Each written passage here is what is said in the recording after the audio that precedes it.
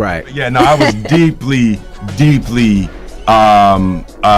insecure, and just I wasn't man enough to handle that relationship.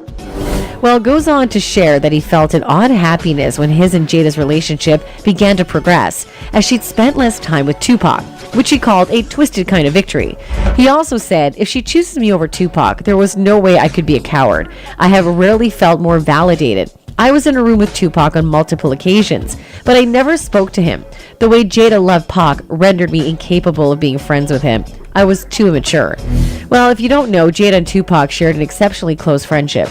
The two attended the Baltimore School for the Arts together and quickly became inseparable after connecting over their shared passion for theatrical arts. Despite years of speculation around whether or not there was more to their friendship, both Jada and Tupac confirmed that things between them were platonic.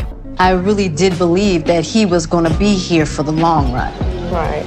And so when I think about it, I still get really mad. I get mad at God. I get mad at him. I get mad at everybody. Well, we can speculate that she did love Tupac more than her husband, as Smith did feel insecure about his relationship.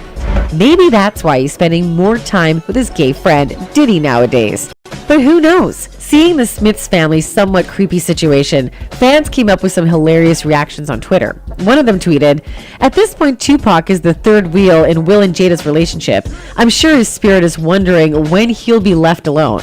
Another tweeted, "I miss the days we didn't know anything about Will and Jada, other than the fact that they were married and both really pretty." Do you find that strange at all? List that in the comments, please. How would you feel if your child wrote to a dead guy and their dad was right there in the household taking care of them, you understand?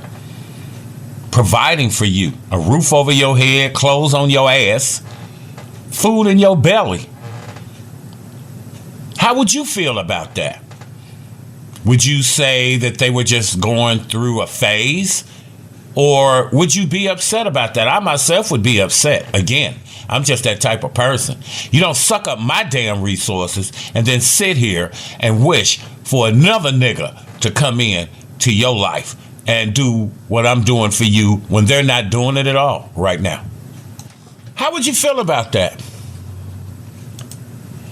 Again, I'm serious about that. How would you feel about that if you and your significant other and they were still stuck on someone from their past? Someone who's not in their life right now. Someone they grew up with, and, you know, not all relationships are sexual.